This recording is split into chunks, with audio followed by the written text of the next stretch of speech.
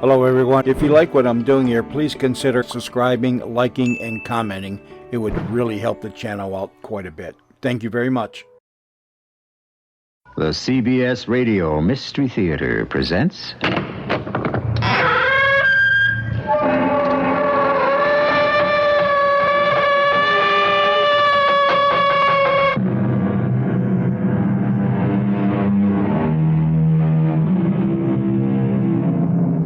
Come in. Welcome. I'm E.G. Marshall. The theme of our tale is temptation. It comes in many sizes and many forms. Its consequences are always the same. They vary only in degree. If you give in to temptation, you acquire a secret, and it possesses you, nags at you. It lies there, waiting to be exposed. The fact is, we often want to confess it to get rid of it. That's conscience at work. Confession may be good for the soul, and a long stay in prison. We're in a tavern in a dusty little village in southeastern New Mexico. If you could get him out on the river, Millie, that old Rio Grande would... Scrub it, Walt. Ben wouldn't take me fishing. No way. You leave it to me. I'll get him worked up real good one of these days, and he'll have the big one. Tonight helped. I wish he'd drop dead.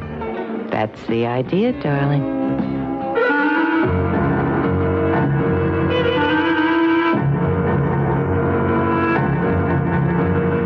Our mystery story, Alias Mr. Aladdin, was written especially for the Mystery Theater by Roy Windsor and stars John Beal and Robert Dryden.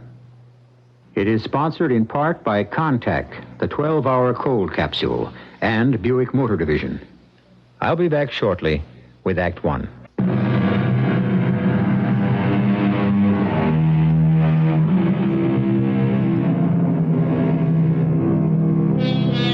If you're a regular listener, you know that our entertainment focuses on suspense or the supernatural.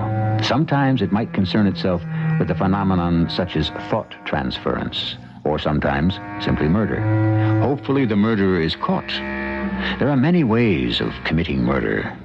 One of them is shock. Very effective when, for example, the younger wife of a man in his 60s knows his condition and wishes him dead. The man's name is David McNell. Please, Mildred. Please, my foot. I made your supper and I'm going out. It's humiliating to me, Millie. Can't you understand that? You're my wife. I'm your housekeeper and cook, not a wife. And I'm still young and good-looking. You expect me to sit in the house every night, look at the television, and watch you fall asleep at 10 o'clock? I realize You don't realize anything. I'm still alive. And I'm as good as dead. You said it. I didn't. But to go unescorted to that tavern... Unescorted. That's the laugh. You're living in another world, old man. Women are free today. I could take you to the tavern. Please, Dave, don't be ridiculous. The noise would give you a stroke. No, you just settle back in your lounge chair and watch the tube, or read a nice book about the good old days, or go play cards with your buddy across the street. You're still seeing Walt Hollins. Why not? Who else is there to talk to in this desert dump? He's still crazy about me, and he's a good dancer. And a bum. But he's a man. No, not by my standards. Ben Baker's had him in court 4 or 5 times. Ah, your buddy, the county prosecutor. I wouldn't give him the time of day. Honest Ben and his stuck-up daughter. I can't stand much more of this, Mildred. Well, you're stuck, old man. Until death us do part, or doth us, or however it goes. I wonder why I married you. You didn't. I married you. Remember me 20 years ago? I wish I didn't. It should have been obvious then why you married me. Right. Money. All that money you get twice a month down at the bank, year after year, out of the blue. You never told me where it comes from. And I never will. Just keep it coming in. And if it stops...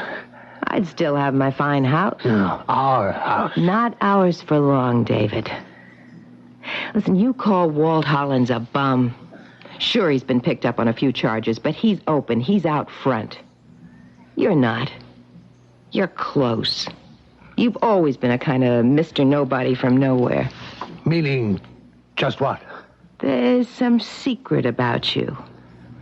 Twice a month you go to the bank and get your money, but all you do is put $5 or $10 in savings. Then you come home and you got a wad. That's what I mean. Where's it come from? I've got a lamp. Uh-huh. Without a bulb. That's right. No bulb. An Aladdin's lamp. And there's a genie in it. Ah, you're crazy. What? Don't tell me that's Walt. Why not? Well, have fun with your genie. You know where I'll be. I'll do it. I have to do it. I can't live like this. I'd rather die in prison. It's shameful, Pop. They drove off and Dave came out of the house. He just stood there kind of hunched over. I saw the whole thing when I turned off the kitchen light. Nothing we can do about it, Ann. Mildred's always been an alley rat. Walt Holland's even worse. I wish she'd married him before Dave settled here. By now, we'd be rid of both of them. They hang out at the tavern. I've been there with John and we've seen them. Mildred still thinks she's a movie star. John coming over tonight? No, he telephoned. He's tutoring some boy. He does a lot of tutoring, you know. I do know. And I'm saving as much as I can, but nurses don't earn very much. I can help, Ann. No, Pop. The house, No and double no. I won't have you mortgage the house to give John and me a stake. We'll make it on our own. But when? 2, 3 years? You'll be stuck in this little village forever. You haven't found life here so bad. You're an attorney and county prosecutor. And there isn't much law business, and the prosecutor job just about pays for my shotgun shells. I'm not complaining, Ann, because I chose to stay here. Your mother and I were born in this village. She always loved the desert. And I still like the hunting and the fishing in the Rio nearby. You had a good life. Oh, I think so. Nope, here's where I'll stay. But you and John are just itching to begin life in Santa Fe, and I really would like to. I'll see. No, I'll get it, Pop. Hi, Dave. My beautiful goddaughter. Come in. It's Dave, Pop. Oh, glad to see you, friend. I saw your light on and... You're always welcome here. Sit down, please. Oh, thank you. I suppose you saw or heard what happened. I did, Dave. I saw them leave. I'm a very poor excuse for a man, I'm afraid. Why don't you leave her, Dave? I've just about come to that decision. It's funny you're suggesting it, Ben. Well, your situation is intolerable. It's a peculiar situation. I have no feeling for Mildred. You know how she feels about me. I really wouldn't mind if she and Walt Hollins just disappeared. What's intolerable is how they flaunt me. If I had your money, Dave, I'd do the disappearing. No, that's easier said than done. I have my genie to consider. Your genie? You know about Aladdin, Ann? Sure. He rubbed his magic lamp, and the genie granted him what he wished for. Well, the genie likes it here. What the devil are you talking about, Dave? You all right? Oh, sure, of course. It's just a joke. Well, you're being mighty mysterious, friend. This Aladdin thing didn't just bump into your head just now, did it? Well, no. I tried it on Mildred just before she left the house. In connection with what? Money. What else? Oh, I see. When I settled here, I was quite a rich man. It's always bothered Mildred where the money came from. She asked me again tonight. So you told her about Aladdin and his magic lamp? Oh, I'd like to have seen the expression on her face. Score one for you. The score is lopsided in her favor, but I'm about to change all that. And about time. How, Dave? When you hear it, you won't like it. Think twice before you think murder. I'm your friend, but I'm also the county prosecutor. Well, there's an alternative. You'll never think of it. I strolled over to discuss it with you, but now I've changed my mind about telling you. Because of Ann? I'll leave you and Pop if... No. It's nothing to do with you being present, Anne, but it does have to do with you. I haven't been much of a godfather to you. What? You've been wonderful. I can remember my first communion and the bicycle you gave me. That was my pleasure. But let me put it this way. Wait until I consult my genie. Then I may have a nice surprise for you. Well, rub him right, Dave. Because what Ann and John need... Pop, please. Don't be crude. You need a steak, my dear. You let me talk to my genie, and I'll see what can be worked out. Now I've talked enough. Thank you for sanctuary. No. I'll let myself out. Good night, Aladdin. Don't get your hopes up, Ann. But wouldn't it be wonderful? Sure, but did you take a good look at him? You're a nurse. What do you think? He was very pale and nervous. And talking kind of crazy. You know he's got a bad heart. I do know that. Well, don't count on him. I think my old friend's just about run out of time.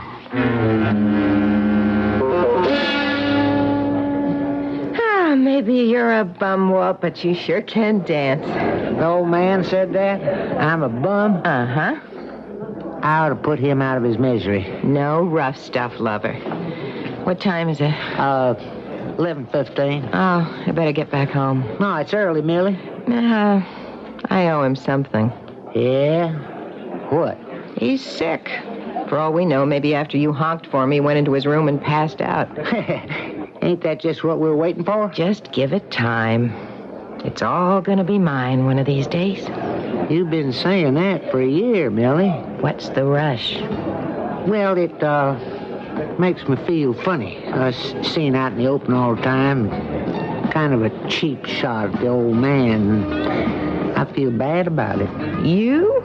You said you wanted to put him out of his misery. I do. I want him dead, or you to divorce him. Oh, boy.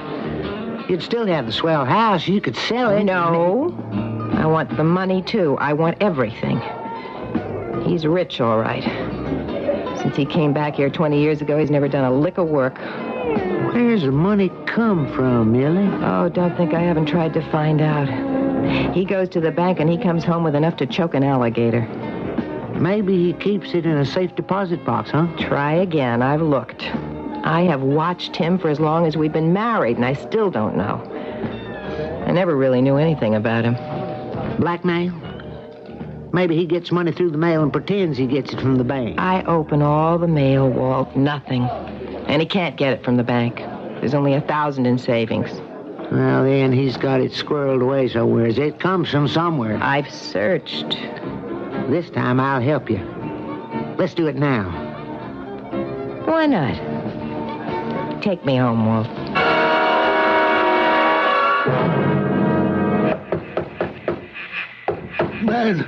Man, Anne, help me.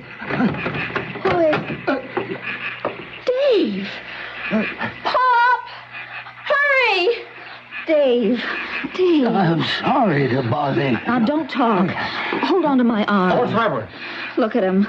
That cut on his cheek needs stitching. Who did this, Dave? There was a quarrel. I'll tell you all about it later. Mildred? They went crazy. Began to rip the house apart. Millie and Walt? Yeah. I tried to stop them. Next thing, I was on the floor. I came to and staggered over here. Get the car, Pop. We'll take him to the clinic. I'll string Walt Hollins from a lamppost. Oh, man, and my heart's going like a trip hammer. I think I'm going to faint. Temptation. It encompasses many motives. Money is a primary one. The temptation to get something for nothing is a regrettable human weakness. Once you give in to it, you're trapped. If the law doesn't trip you up, your conscience will. Mildred McNell's abuse of her husband just may have killed him before she discovers the source of his wealth. I'll return shortly with Act 2.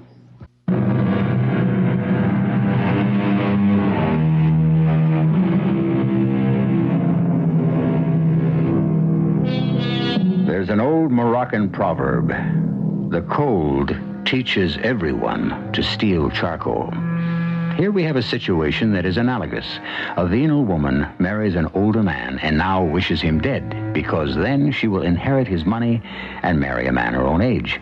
But there's a problem. How can she come into the money when she cannot discover its source? And what is that source? It's now the next morning, and Ann Baker has driven David McNell home.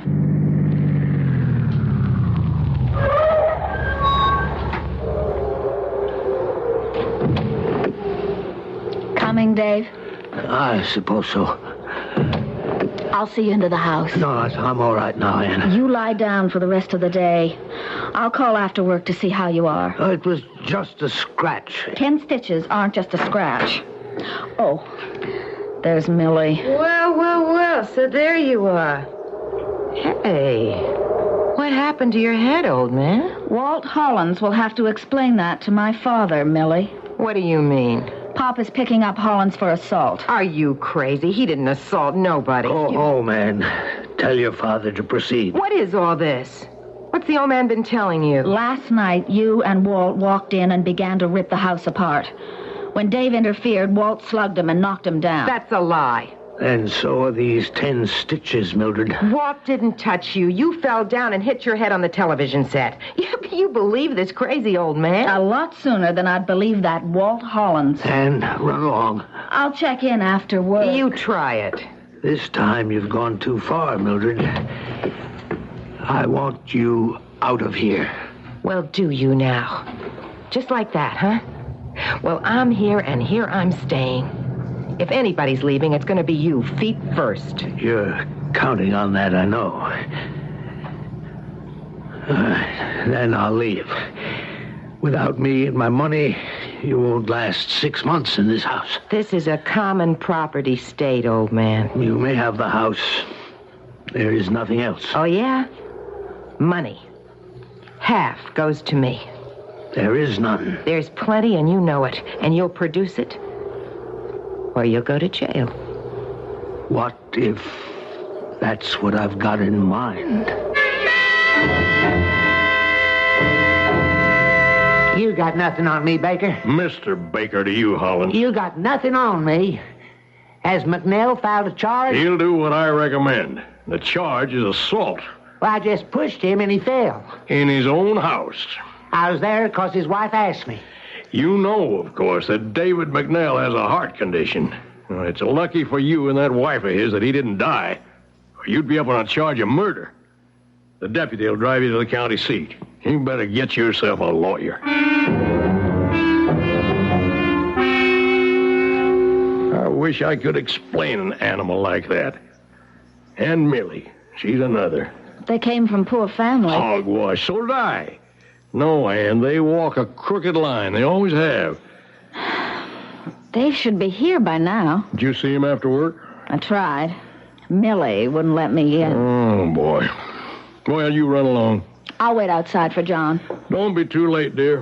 Have a nice visit with Aladdin. Hi, Dave. You all right? Sure. Pop's in the room on the porch. Oh, come in, Dave. Put your feet up. Just for a minute. How's the forehead? It hurts, but it's all right.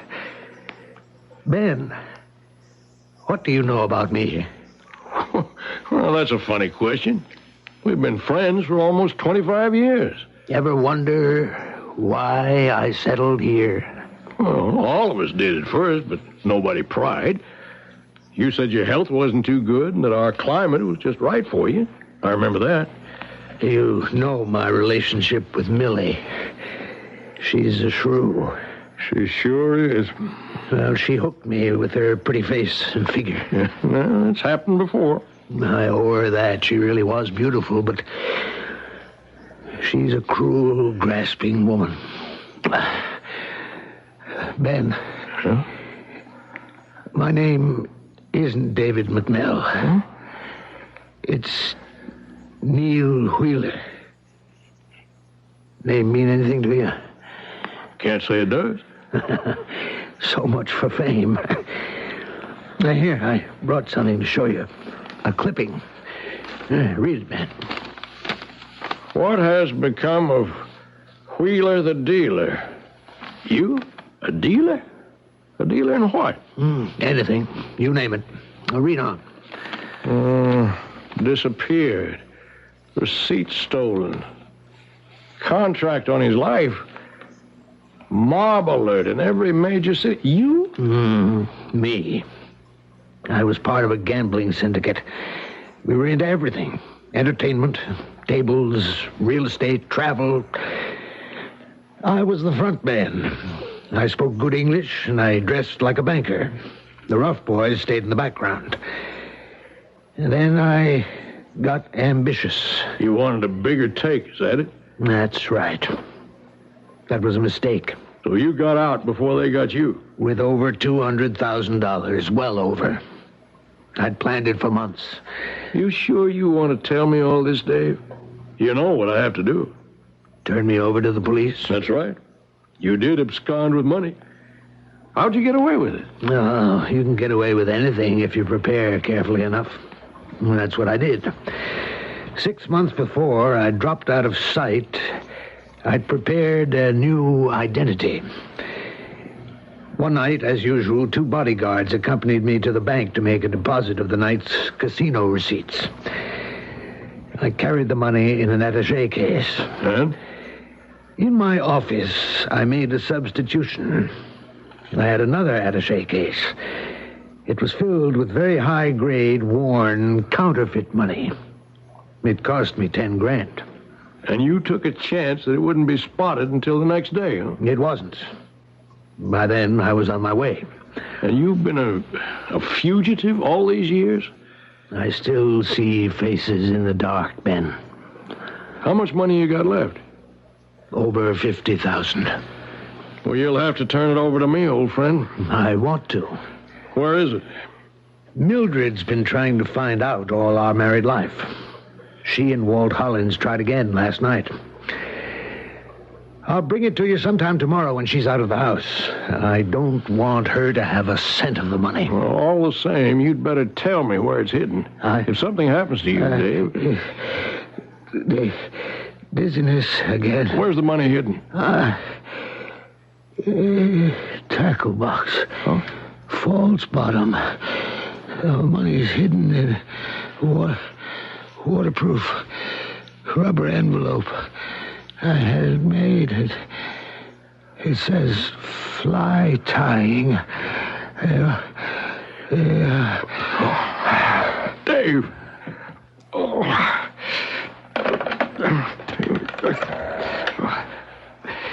Ben Barker, Grace. Find Dr. Jessup and have him come to my house at once. Emergency. I got here as fast as I could, Pop. How's Dave? Who's the doctor? Terry Richards. And the nurse is Tina Whelan. Couldn't reach Jessup. Then Dave's in good hands. What happened, Pop? Dave had another of those dizzy spells, and then he passed out. The telephone operator, Grace, located Richards, and he rushed to the house. We got Dave into the station wagon, brought him here. Heart? Yeah, but Dave's also showed signs of stroke. Go in and find out how he is, and they won't tell me anything. Right away. It was those stitches. He was badly shaken up. Walt Hollins is responsible for Dave's condition. If he dies... There's nothing I can do to Hollins. Dave never brought a charge against him. Hollins will go free. But he and Millie... I know. They're as good as murdered, Dave. And they'll get away with it. Now, please go and see Ann. I have to know what's happening. I won't be long.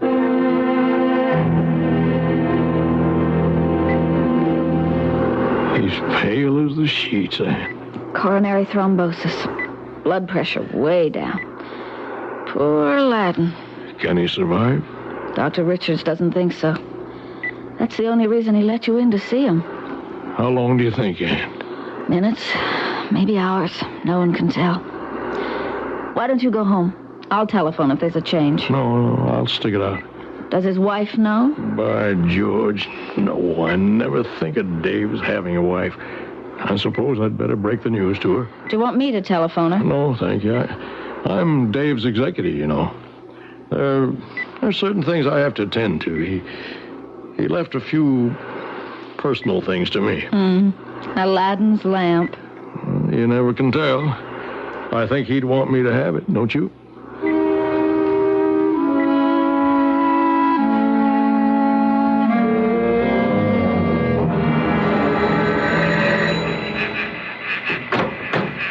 Well, the big lawman himself. I don't want any, thank you. What are you doing here? You know what time it is? Late. Where's Dave? At the clinic. I see. What happened? You beat him at gin rummy and he flipped out? He's dead, Millie. Comes as no surprise to me. Being slugged by Walt Hollins didn't help much. He didn't slug him. He pushed Dave out of the way. Sure. No matter now. He's dead. Okay. So you've told me I'll handle this. You run on home, get your sleep. You know, I'm executor of Dave's estate. Oh, yeah? What's he need an executor for? What's his is mine. No big deal. Well, Dave left a few personal items for me. I'll come by later and pick them up. You just think you will. You get nothing from this house, Mr. Baker.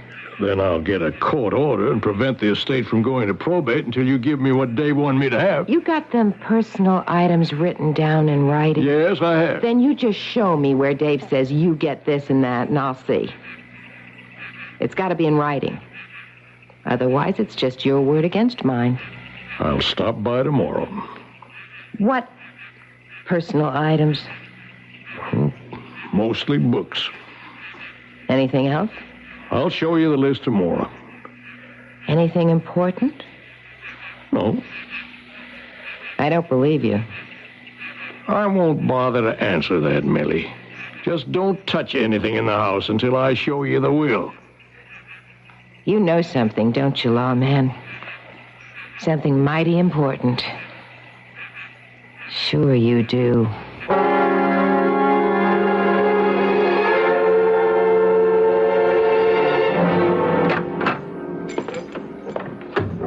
It's almost midnight, Pop. I know. I'm just sitting here thinking about Aladdin.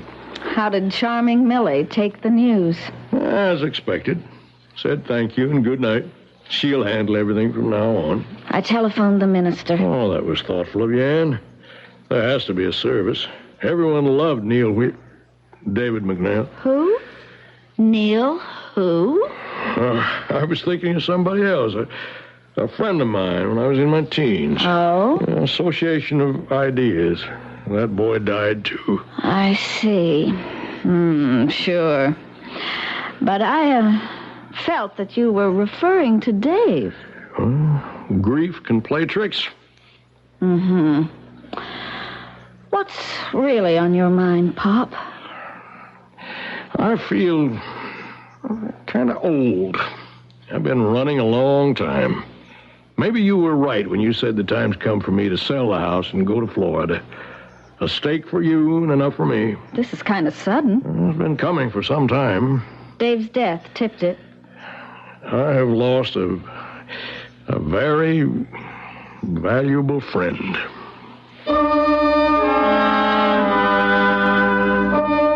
A valuable friend indeed. Our tale has become more entangled because of a secret confession, and temptation now invites honesty to look the other way. It comes down to which instinct is stronger, a philosophical problem. The dilemma for Ben Baker is what to do about the stolen money that Dave McNeil has left to his discretion. We face that problem when I return with Act 3.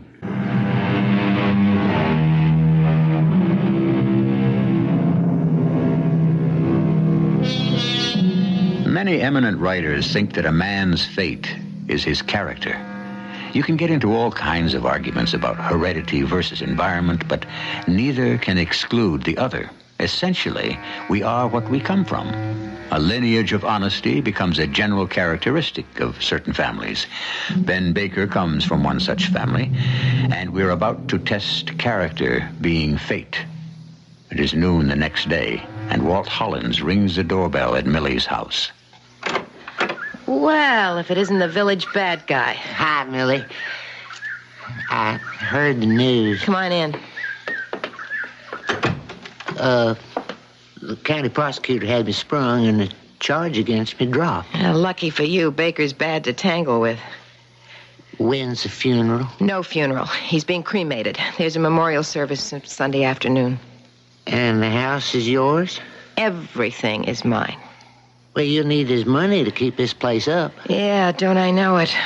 But where is it? Where does it come from? It's gotta be here somewhere. Well, he turned the place inside out the other night. I hear Baker brought you the news. Yeah, he said he's coming back for some things Dave's supposed to have left him. Huh? What kind of thing? Oh, books, junk like that. I told Baker where to head in. Yeah, but if the stuff's been given to Baker... If Baker shows me a paper saying Dave left him so-and-so, okay. Otherwise, the county prosecutor can go whistle. You know something, Millie? Go on. If Dave told anybody where his money came from, it'd be Ben Baker. They was best friends. Hey, yeah. That's a pretty good point. The money ain't in the bank, and it don't come through the mail, so it's cash. And it's somewhere right here in the village. And if anybody knows where, it's Baker. That makes sense. Why would Dave hide the money where you just might find it? Why wouldn't he hide the money at Baker's? Yeah, why not? If you're right, I'm sunk. Baker'd never admit he had the money. But what if I found it for you? The house is empty all day long. He's at work and the daughter's at the hospital. What's wrong with that, huh? Nothing. That's wonderful. And funny. How? Stealing something that rightfully belongs to me.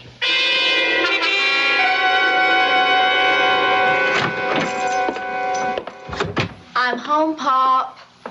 Oh, did you come home earlier, Ann? Me? No. I've been on duty since 8 this morning. Why? Something wrong? I think somebody's been going through this house. What?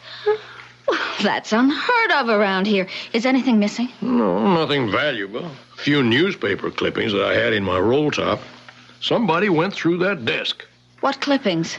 Oh, a few I cut out about a case that interested me. You were pretty distracted last night, Pop. Maybe you mislaid them. Well, maybe, but I don't think so. And something else. The carbon of a codicil to Dave's will. How strange. Yeah, isn't it? What's in the codicil? Well, it's a fake.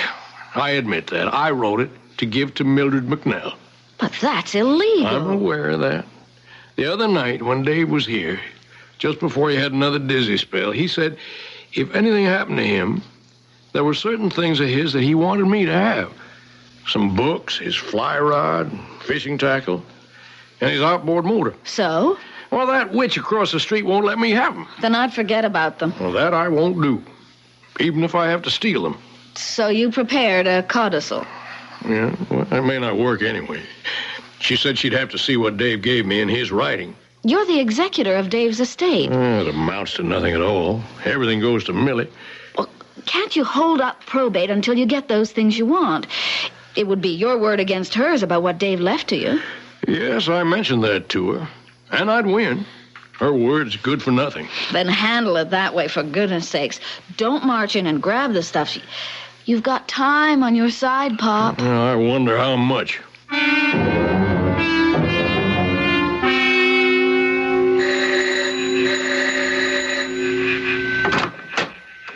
Good evening. That's what you think. May I come in? I think you better. Walt's here. So much the better. Hi, Mr. Baker. You got that paper in Dave's writing about the stuff he left to you? I have. Let me see it. I think you've already seen it, Millie. You're off the rails, mister. And you've also seen something else, haven't you? Don't you browbeat her. Here's the original of the codicil. The carbon was stolen from my desk. Who'd steal You would. or Walt here would steal it for you. Hey, are you accusing me? Certainly not. I have no proof. Well, what did you think of the clipping about Neil Wheeler, Millie? Don't answer him. Get a lawyer. Let him answer the question. A lawyer for what? How many persons do you want to know the story? You knew all the time, didn't you, Mr. Baker? Millie? You shut up. Dave told me the night he died. I suppose I'm obligated to tell the police. The press will find out. It's a big story. Don't you dare tell the police. But you were married for 20 years to a very clever criminal. And the mob just might come looking for you. All that money? You got that money, Baker. Wrong. Then where is it? Well, you've searched your own house and someone searched mine. Any luck? Apparently not. Help us find the money, and I'll divide it with you, Mr. Baker. I'm afraid not. If the money ever is found, it won't be yours. Dave left you the house and nothing more. Walt, give him the stuff. Sure. I got it all in a pile. You're a very clever housebreaker, Hollins. I'm admitting nothing. Here's the books, rods, outboards in the garage. Here's Dave's old tackle box. That's it? Thank you. That's it.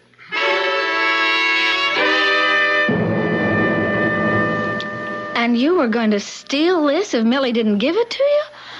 Oh, Pop.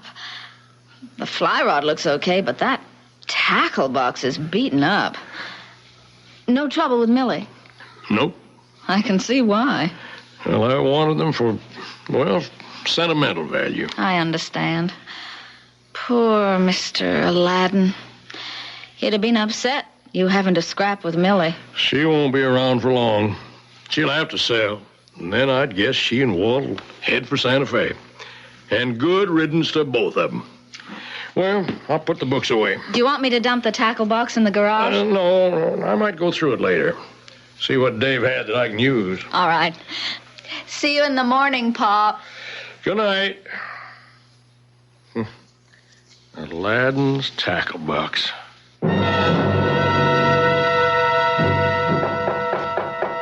Now, who the... You alone? Ann left half an hour ago. What can I do for you, Mildred? Come in. You can return what you took last night. I can. I mean, I should? Why? After you left last night, Walt and me went down to the tavern. The two of you ought to buy it. We bumped into a friend who's a lawyer. He said you had no right to those things unless David put it in writing. He didn't. So I want them back. Then I'll take you to court. So what? So the entire story will come out. I told you what most likely would happen. The police... Oh, sure. And the newspapers and the mob after me. Lies. Why are you making such a big fuss about nothing, Millie? Because the lawyer and Walt and me talked it over. And you know something? The lawyer's going to get it all out in the open. I was married to a crook, and the crook's best friend was you. You, honest Ben Baker. You think anyone's going to believe you didn't know who Dave really was? Or where he kept his money? Oh, sure. My life gets messed up, but what about you? You'll be disgraced and ruined. And that's what you dearly love. Exactly. Well, your lawyer's right about one point. Until I can prove it, those items Dave left to me will have to be returned to you. You may have them. All of them. Even the books Dave borrowed with my name in them? Everything. Why? Because we think there's a clue in those things where the money is. Oh, wish I'd thought of that. Well, they're all yours, Millie. Did you get all the stuff back? It's all there in the middle of the living room. Nothing. What? Nothing in the books? No clue? The handle of the fly rod? No, and nothing in the tackle box except it smells of dead bait and fish. Let me see the thing. Oh, don't be stupid. Who'd hide anything valuable in a tackle box? Never can tell. Hey, it's got a false bottom. What? Look how it's disguised. See the tape wrapped around it like it's part of the design? Well, get it open. Look at that. It's about 3 inches from top to bottom. Hey, what's this? Look. It's a waterproof kind of briefcase with a zipper on. Walt. That's where the money was. Was. But it's empty. Baker walked out of here last night with the tackle box, took out the money, and that's why he let you take all the stuff back this morning. Baker's got the money. And I'm left with... Oh, I'll claw his eyes out. Now, you'll just calm down. We can't prove a thing. You got taken, baby. And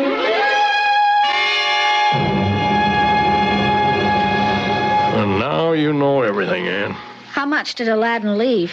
A small fortune. A little over 50,000. I wasn't going to tell you. I'm glad you did, Pop. What are we going to do about it? Well, it's money stolen from a mob. Illegitimate money. It doesn't belong to anybody. What about Millie? Well, she has the house. Aladdin meant this money for us. It'll set you and John up. You'll get most of it. I don't want much, just enough for Florida. What about your conscience, Pop? Can you live with it? Well, I'm sure gonna try, my dear.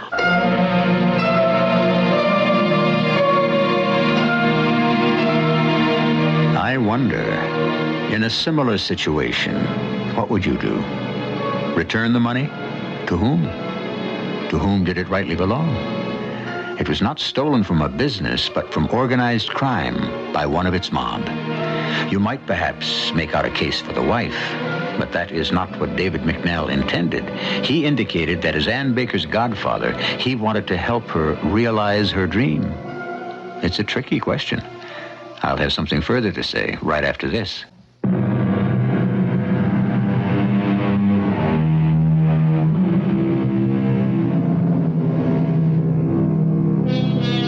We began with a theme of temptation, and we end with it.